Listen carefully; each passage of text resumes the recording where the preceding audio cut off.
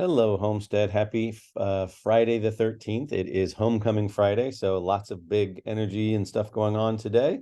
We've had a really good homecoming week, and I just have a short message for you today. We didn't get a lot of submissions on the survey this week, but that's okay. I'm going to go ahead and jump right into it. So we do have a couple of shout outs, which is always nice to start with. We have one for Helen Carlson, who is one of our three business teachers. And the statement was for being an inspiring teacher. So thank you, Helen, for your inspiration to that student.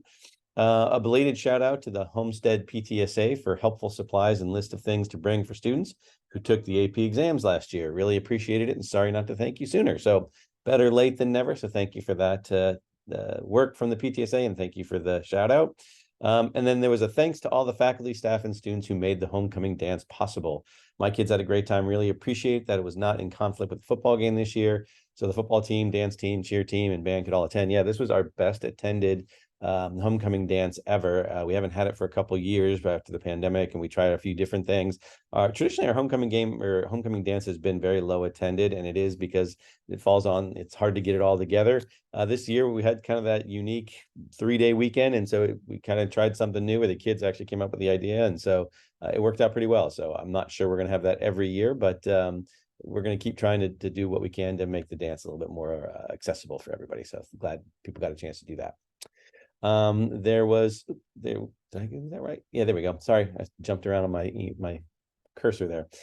So there was a couple more concerns about college night. So again, I talked with our folks at the district office. Again, there was a long couple things, so I'm just kind of boiled it down quickly here. One of the concerns was saying, could we have more than just one night, since there are different schools and so many people? We really are only given one date for a fair because we are trying to coordinate all these speakers and whatnot, and so it's pretty hard to have them come out 5 times because they're coming to all these other schools. So it is sort of a function of that is what they need. So it's really kind of hard to schedule that, but also they're not allowing us to do that. So it's a great idea, but not something we can pull off. They also said, yeah, the student panel that had didn't seem to be very diverse in experiences. And again, the person at the district office who's running this, and this is her statement, you can read that. But yeah, they weren't exactly happy with the diversity either. So they are going to be doing some other things next year to try and do that. But you can read her statement here. And sorry, she said, apologizes for the disappointment. They do try to communicate and get everybody, but sometimes it just falls down to who's available and who can do it at that night. So again, we'll try better for next year. So, but thanks for that feedback.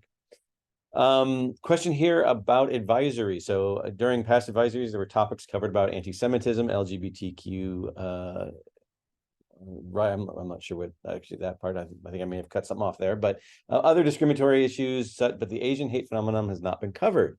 With our community having high percentage of Asians, this would be a relevant topic and to be covered if it hasn't. We actually did do an advisory a few years back on anti-Asian hate, especially when there was it was sort of really happening at the time, and we had a chance to put it in there. But it has been a couple of years, and as you know, every 4 years we get new students, and so some students who are here, maybe most of the students who are here now, haven't gotten it. Or haven't seen that one, so that might be time to try and bring that one back in. This year, a lot of we are doing a lot of district-sponsored advisories based on mental health and community and mental wellness, and that was something that we really heard loud and clear from the students. We don't have a lot of spaces to do other types of advisories, but we can. So I'm not sure it's going to be happening this year. But it is a topic that is definitely important for our community, and is something that we can look into maybe putting in next year. Again, lots of emails and concerns. This has obviously been a really tough week.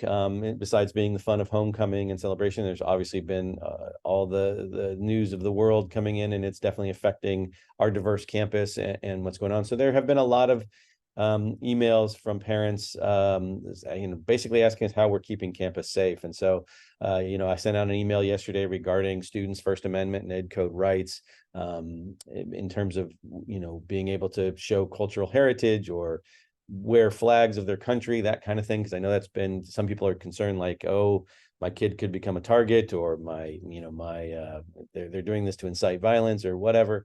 What I can tell you is that we do protect our students' First Amendment rights and Ed Code rights, that they do have the ability to do those demonstrations of cultural heritage. But again, we put in there the wording about that it can't be libelous or slanderous or offensive or a call for or incite for violence. We want to make sure people are celebrating appropriately. And again, I think this has pretty much come up more to the forefront because of homecoming and because of the things that are going on right now. So that was the reason why we sent that email out. And again, I've talked to lots of students and they understand, but we just want to make sure we sent that out, school-wide and family-wide so that folks were understanding of that. Our campus, we do have a commitment to keeping our campus safe and inclusive, meaning, we don't want bullying, we don't want hate speech, we're trying to eliminate bias. We're not perfect. People are not perfect. We are trying to educate our kids as we go along. There's a lot of information and misinformation out there, so we're trying to work our way through that. We have stepped in it in some ways as well, so apologize for that. But we are trying to all kind of move forward and learn and figure out ways that we can, again, keep campus safe and moving forward. So, that is building community is a big part of our what we do here at Homestead and what we do across the district. So that you're going to be hearing that a lot, and that's surely going to be tested over the next several weeks. But that is still a commitment we have. And just so you know, it's not just us working alone on an island out here. We do have folks at the district office that we're working with. We are talking with the principals and teachers and staff and students at other sites.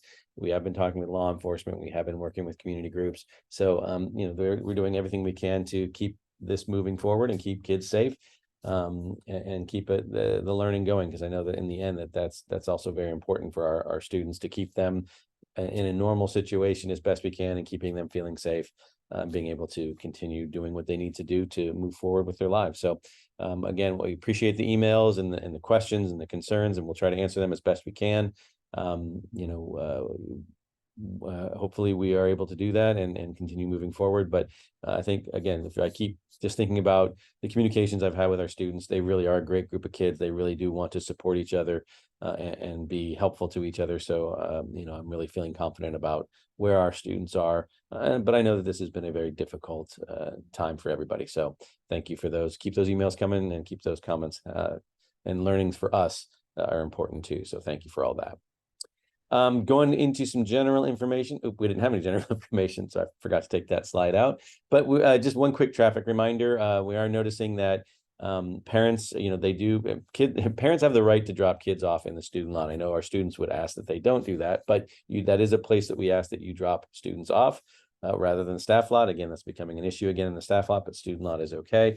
But if you are dropping your kids off, please don't stop right in the middle of the driveway. Or the pathway there, because you're blocking kids from getting into the parking spots, especially towards the end, and they're getting a little frantic to get late. So if you can sort of pull over to the left and allow them to come around, that would be really helpful. And as you're also trying to leave, if you go out both lanes, you can use both lanes to get out. So please think about helping kids get to class and get to parking, or get to parking spots so they can get to class. So hopefully that traffic reminder made sense. I feel like I'm rambling a bit, so sorry for that. But that's what we're hoping to see happen in the student lot.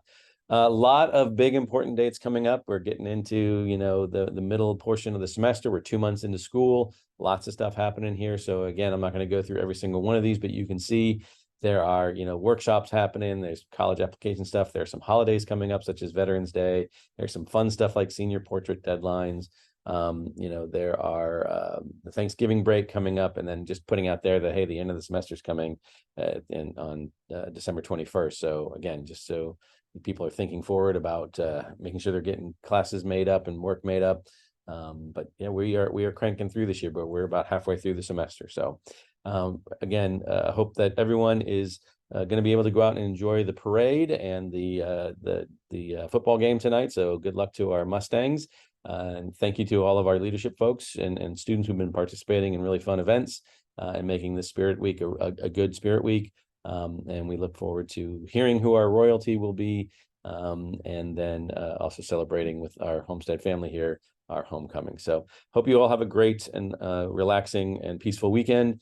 And we will see you at some point next week. So thank you. Take care, and we'll talk to you later.